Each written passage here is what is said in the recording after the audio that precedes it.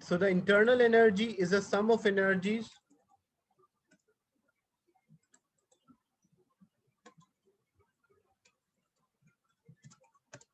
energy of particles.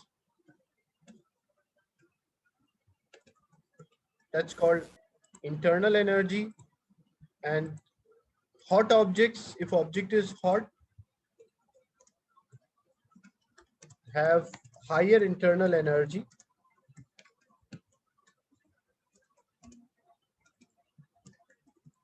than cold objects. But it also depends on number of the particles. Greater the number of the particle, greater the internal energy. And the thermal energy,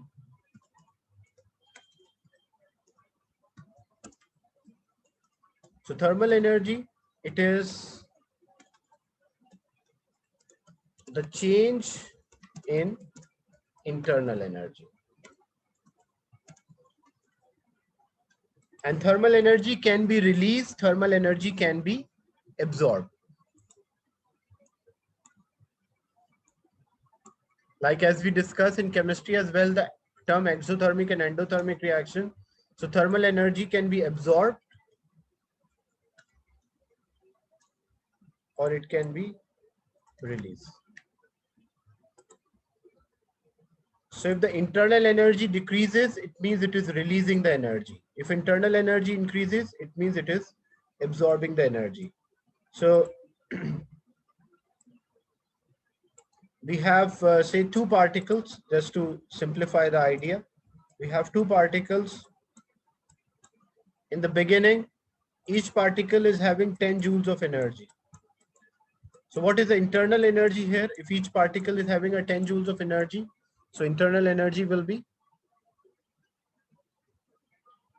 10 plus 10, which is equals to 20. The sum of the energy is 20. But after, this was at the beginning or the start, and this one at the end, we observe each particle is now having 30 joules of energy. So the internal energy is 60 joules. So what happened, why the internal energy increased? Because it absorbed thermal energy or released thermal energy. What happened? It absorbed or released thermal energy.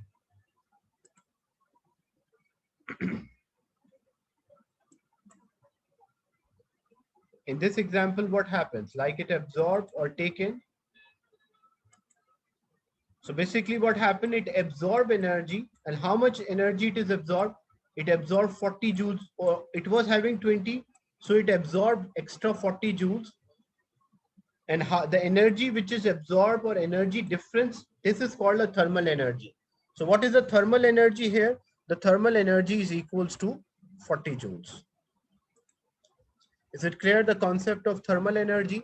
So energy transfer, either absorb or release due to change in internal energy, is called thermal energy. And the sum of energies of all the particle inside a matter is known as internal energy. You will not learn a formula here to calculate the thermal energy. Just the concept is important. Concept of thermal and internal energy is important, but not the formula. So only the formulas which you will study for this energy calculation is for kinetic and potential.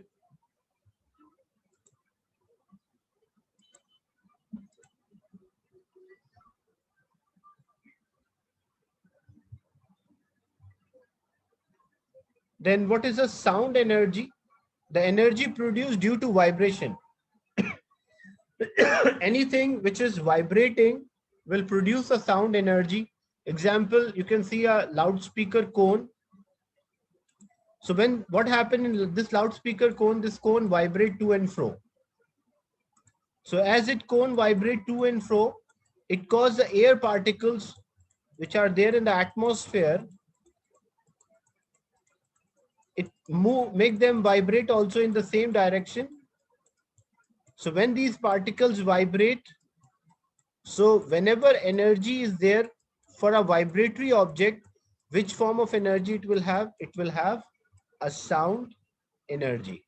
So sound energy is produced due to vibration of an object. Anything which is vibrating will produce sound energy. But for example, if you take a ruler or a scale or even a pencil, and you're vibrating your pencil,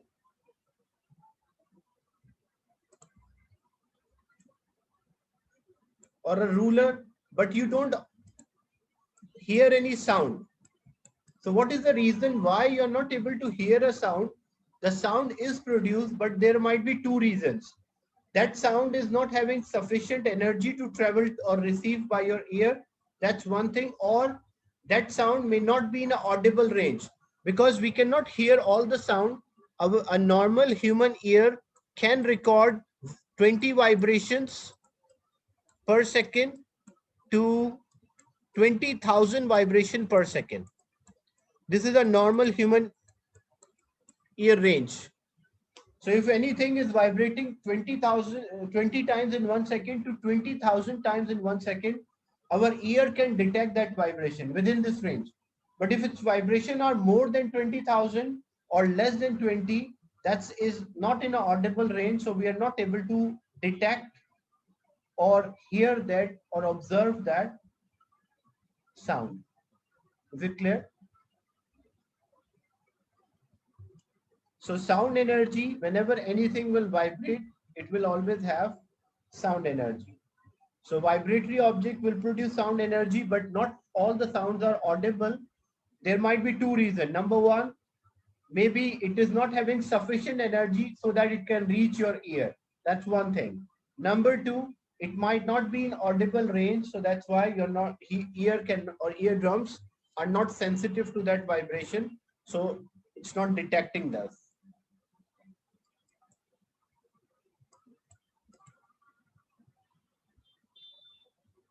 Electrical energy, the energy which is there in a due to movement of the charges.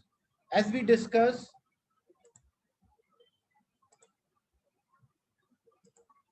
you can take the screenshot. If I forgot to say take a screenshot, you can just remind me.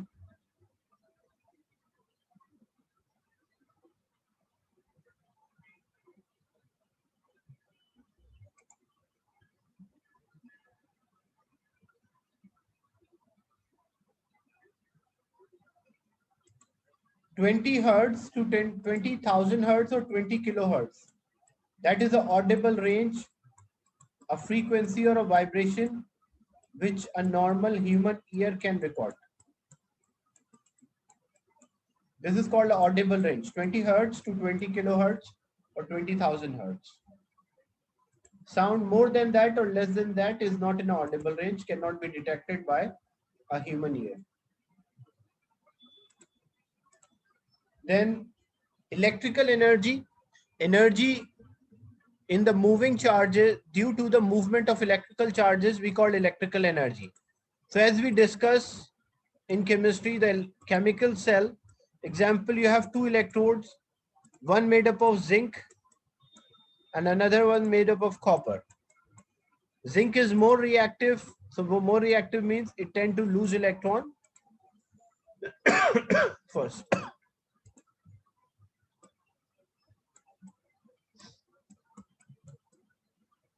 So zinc will lose electron first and electron will travel. So as these electrons are moving in the wire, whenever the charges are moving, which form of energy is there? This will have what we call energy of the moving charges. We call that as electrical energy. Any charged particle which is moving, we call it will have electrical energy. So the electricity which we use, because there are moving charges or moving particles, that's why we call they have electrical energy.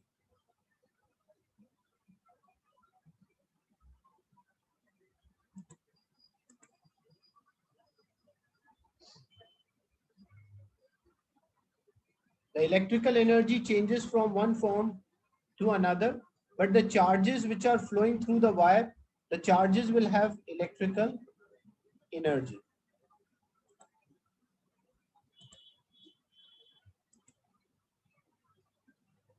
take the screenshot. I will share this presentation also with you. So if you miss anything and you want to copy, you can copy from the presentation as well.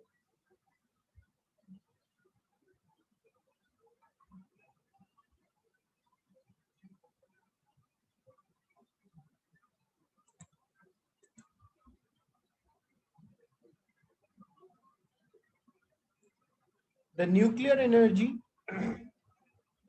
the energy released, the nuclear energy is also stored energy, and it is the energy released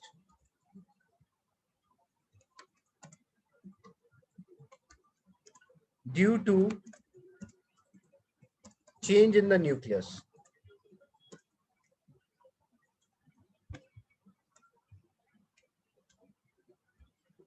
So if we carry out or if we do any change in the nucleus will release energy. It will release energy to other form, but the energy which was stored there, that's called a nuclear energy. So example, there are two ways to release nuclear energy.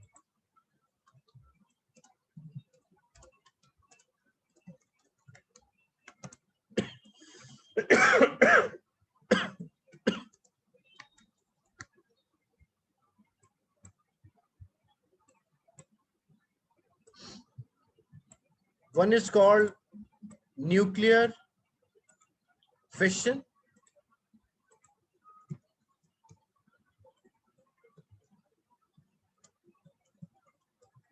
Another one is known as nuclear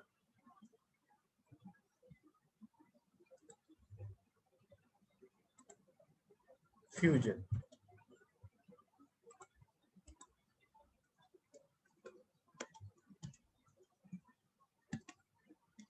So if you want to release the nuclear energy, there are two ways by which you can release the energy. One is called nuclear fission. Another one is nuclear fusion. So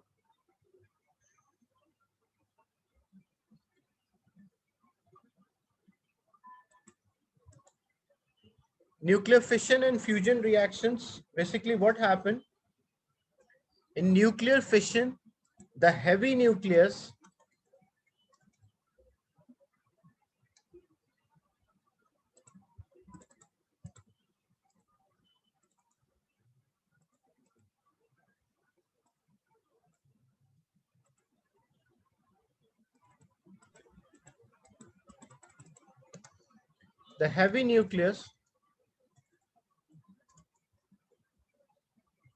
break into smaller nuclei by the help of neutron. So using a neutron, if we break the nucleus into smaller part by the help of neutron, we call that as a nuclear fission reaction. What happened in nuclear fission? Like example, you have a heavy nucleus such as uranium.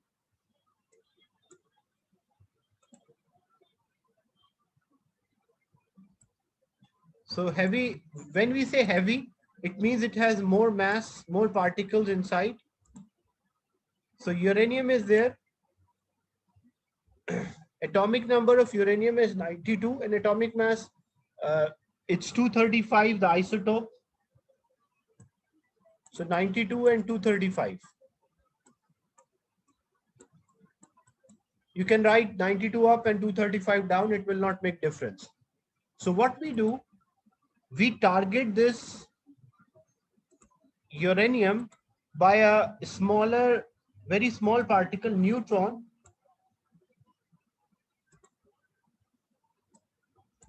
And this neutron hits the uranium nuclei. When it hits the uranium, it's not an atom, it's a nucleus, I am saying. It's a nucleus. So when it hits the uranium nucleus break down into smaller nuclei.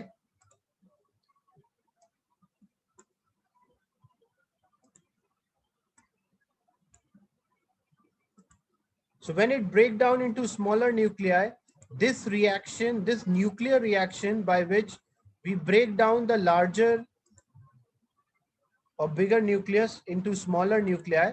We call that as nuclear fission reaction.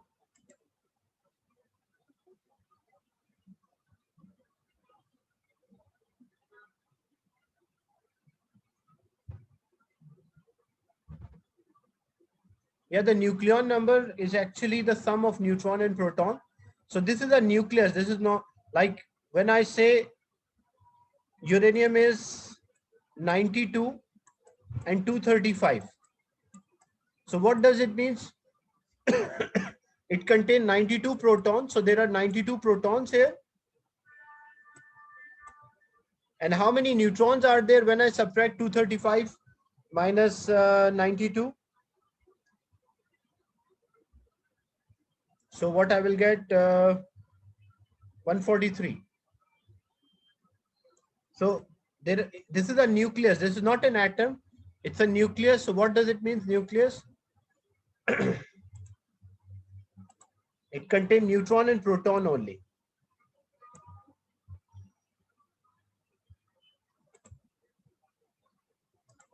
So it contains 92 protons and 143 neutron. This is a nucleus, the heavy nucleus. So this heavy nucleus, we target this heavy nucleus by a neutron. When this neutron hits, it breaks this into smaller or a lighter nuclei. When it breaks into lighter nuclei, like example, now this nuclei is having 30 protons and this is having 62 protons. Same thing, this is having say 74 neutrons.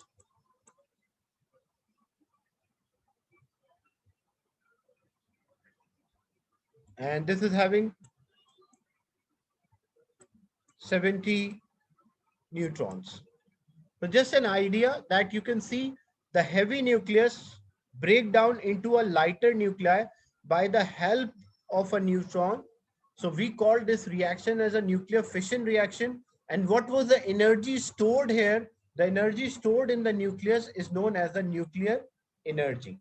This energy will be released in the form of heat.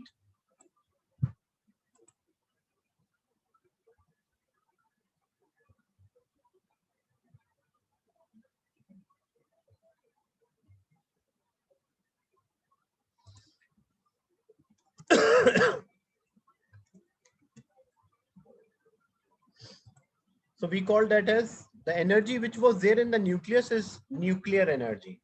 So nuclear energy can be released by breaking down the nucleus, or the second method which can be used to release this nuclear energy is by nuclear fusion. Nuclear fusion means when the lighter nuclei join to form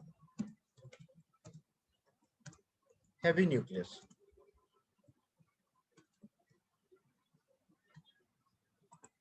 So when smaller nuclei join to form a heavy nucleus,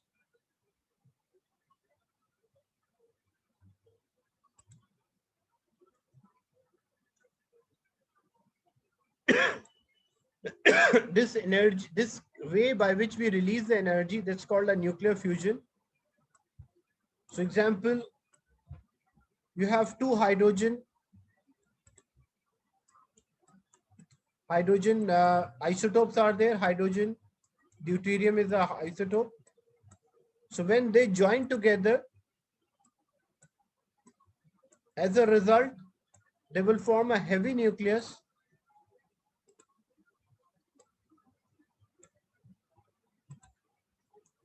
Compared to them, it will form helium. Helium is heavier than these two hydrogen. This react. So which form of energy these nucleus will have? They will have nuclear energy, and both reactions release energy even when the lighter nuclei join to form a heavy, or a heavy nucleus join break down to form a lighter. Both ways they release energy. And which form of energy the nucleus were having? It was having a nuclear energy. What is the application of nuclear fission? Nuclear fissions are used in power stations to generate electricity. And what is where nuclear fusion is used? Stars, example, sun is also a star. It produce energy by a nuclear fusion reaction. So the surface of the sun consists of millions or trillions of hydrogen atoms. Continuously they are colliding and they are converting into helium, and they are releasing energy, and that energy we obtain or receive every day. Is it clear the concept of nuclear energy?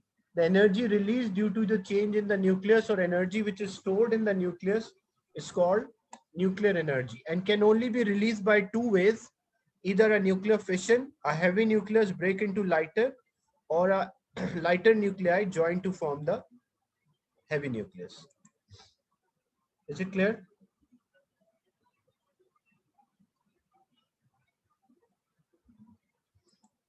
Take the screenshot of this energy change.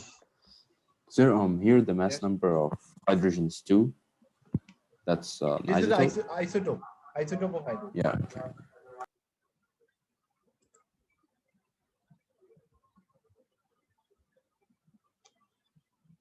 Nuclear fusion, actually nuclear fusion, large scale, Tasif, it's not possible, large scale. Why large scale is not possible? Because it releases enormous amount of energy, which is difficult to store. Like we don't have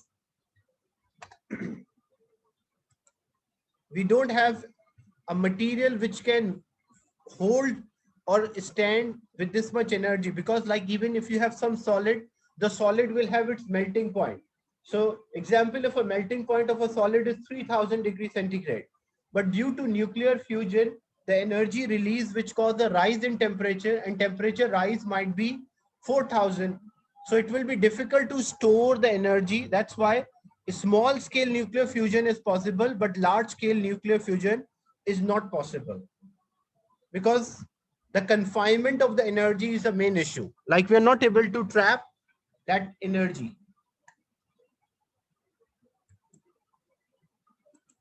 In both cases, nuclear fission and fusion both release energy.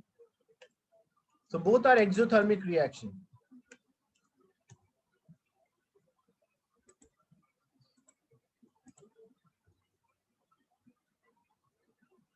So nuclear bombs, hydrogen bombs, they all uses the principle of nuclear fission and fusion. So how this sun is producing enormous amount of energy. So on the surface of the sun, we have, it's a gaseous or a gas giant, you can say. Continuously hydrogen atoms are colliding and they release energy. So sufficient hydrogen is available at the surface of the sun. So once the hydrogen fusion will stop, this is just an information. A theory suggests once the hydrogen fusion will stop, the size of the sun will increase. Why the size of the sun will increase? Because when the hydrogen fusion is there, it is releasing greater amount of energy. So once hydrogen fusion will stop, it will start a helium fusion. And when there's a helium fusion, it will release too much energy. That energy, the sun is not able to take that or absorb that energy. That's why the size of the sun will increase, and it will approximately take the orbit of the Venus or close to the Mars.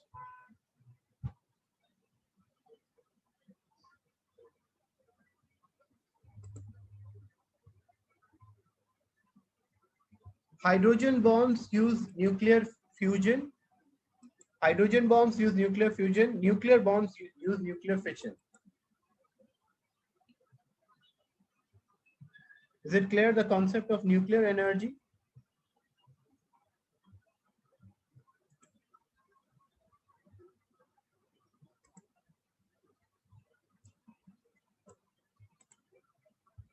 Look, the nuclear energy in the nucleus is called nuclear energy. So if you have any nucleus, example, you have uranium. Uranium is 92 and 235. So it contains 92 protons and it contains 143 neutrons. So which form of energy is there inside the nucleus? It will have nuclear energy. If you have hydrogen, isotope of hydrogen, which form it contain, because to get the neutron number, it has one neutron and one proton. So which form of energy it will have? It will also have nuclear energy. How you can release this nuclear energy? There are two ways. Number one, you can target this by a neutron so that it breaks into smaller. That's called nuclear fission. Number two, you can collide with another lighter nuclei. So they join together, collide, and they form a heavy nucleus.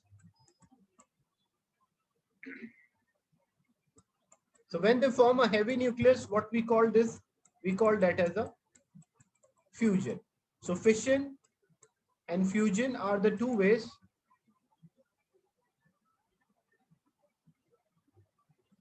Yes, and elements which are even higher than uranium or lower than uranium can also be used for this purpose.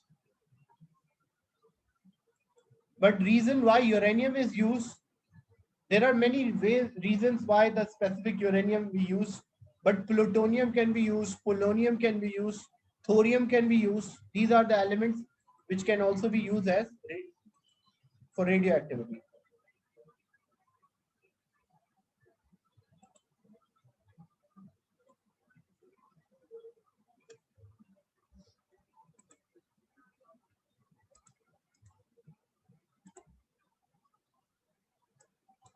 Then what is the wind energy? This is caused due to the thermal energy of the sun. Energy due to the moving air is called a wind energy. So what happened? A sun, here the sun is providing heat energy to both land and the sea.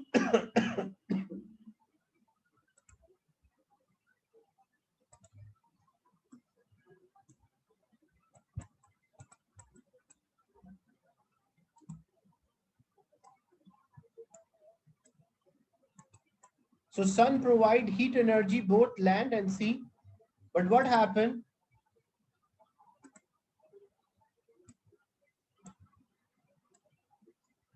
Land, because for Earth, when we compare the size of the land compared to sea, so only a small proportion of the Earth is covered with the land. So land cannot absorb too much energy. As the land cannot absorb too much energy, so air particles which are above the land, because land is not able to absorb too much energy, so air particles which are above the land, they will absorb the energy, because the land cannot trap too much energy. So air particles above the land will become hot. So as air particles above the land will become hot, so when something is hot, it expand, it move away from each other. So what happens? These air particles move away from each other. So as these air particles move away from each other, the volume will increase. If the volume will increase, what happened to density? The air particles above the land absorb energy, more energy, because the land cannot absorb too much energy. So air particle above the land will become hot and they move away from each other. So as these particles move away from each other, what happened to density of the air above the land? It will increase or decrease?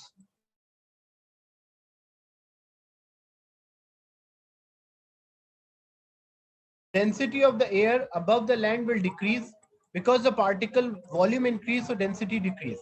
And as the density decreases, the air particle will rise up.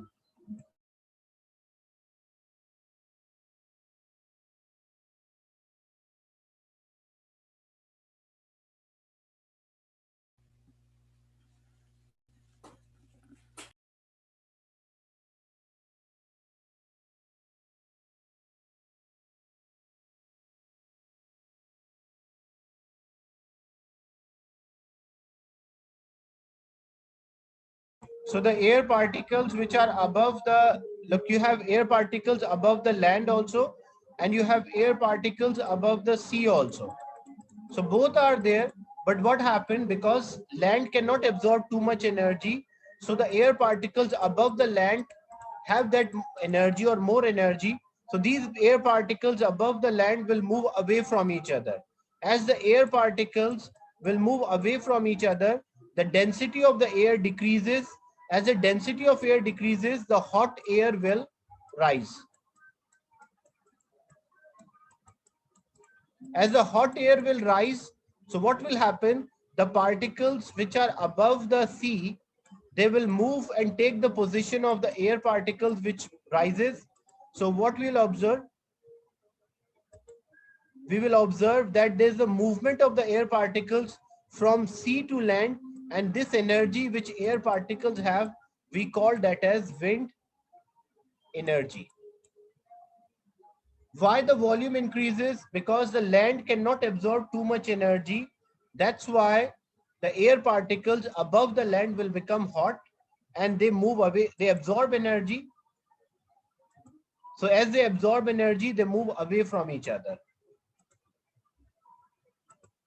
So you have particles, like if I repeat, you have air particles above the land as well, and you have air particles above the sea as well.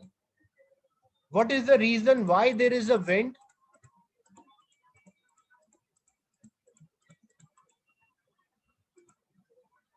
Land is having a smaller proportion compared to that of water. So land cannot absorb too much energy. As the land cannot absorb too much energy, the land will become hot. So as the land will become hot, the air particles which are on the land or above the land will also become hot. And when something become hot, its temperature increases, so it expand. Expand means the particle move faster and they move away from each other. So as the particle of the air move faster or move away from each other, so what happened to the volume of the air? The volume of air in this region increase or the particle move away. If the volume increase, the density will decrease. As the density decrease, the hot air will rise. As this hot air will rise, now the particles here, few particles are left. Why few particles are left? Because the hot energetic molecules are rising, so most of the particles are up. So when these particles rise, it create a example of vacuum, a concept of a vacuum. And what happened in particle diffusion? The particle move from higher concentration to lower concentration. So particles which are of air, which are above the sea, will move towards the land, and movement of this air particle, it will produce a wind. And this energy which these particles have, we call that as a wind energy. The air above the sea also is absorbing energy, but when you compare the temperature, air air above the sea is also absorbing energy. But if you compare the temperatures, the air above the land is having high temperature as compared to air above the sea. That's why these particles will move up more quickly as compared to the particles above the sea. And this movement of air particles from a region of higher concentration to a lower concentration, which form of energy it will have, we call that as a wind energy. And when these particles have wind energy, as these particles are moving over the surface of the water, so as these particles move over the surface of the water, what they produce waves on the surface of the water. We can also say it is a wave energy. Energy due to movement of the waves, that's called wave energy.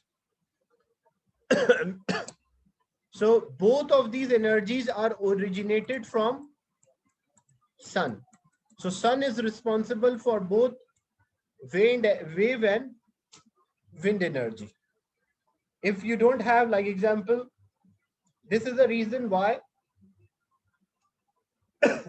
at a example, if you are standing at a seashore or at a seaside, you will feel strong wind as compared to your say far away from the coastal area or far away from the seashore.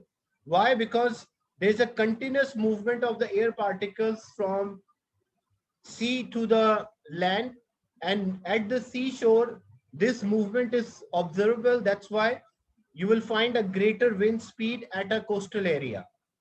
Is it clear? As compared to a dry land or land which is far away from the coastal area. Is it clear the concept of wind energy and why there is a wind energy or movement of air or air current? Any doubt in this?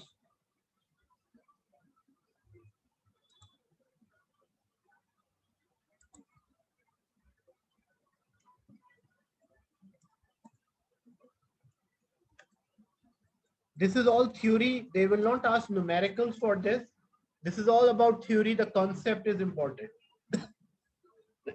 So your understanding matters because there will be similar questions related to this concept. You don't have any formulas for this.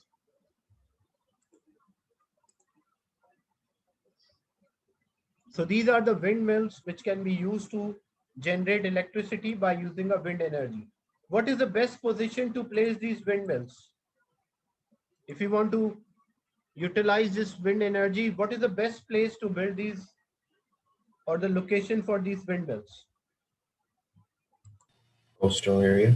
Coastal area or at a seashore, the best place, because at that point there's a continuous flow of air, but this is not reliable. Why it is not reliable? What's the reason? Reliable means like someday you have more energy output, someday you have less energy output. Wind isn't constant. So wind speed is inconsistent or it is not constant. It vary. Like example, some days you have a very bright and a sunny day. So that day wind speed will be different as compared to a cloudy weather or if there's a storm nearby. So wind energy is not constant throughout the day even. That's why it is not a reliable source. Continuous energy or with the same rate you cannot obtain.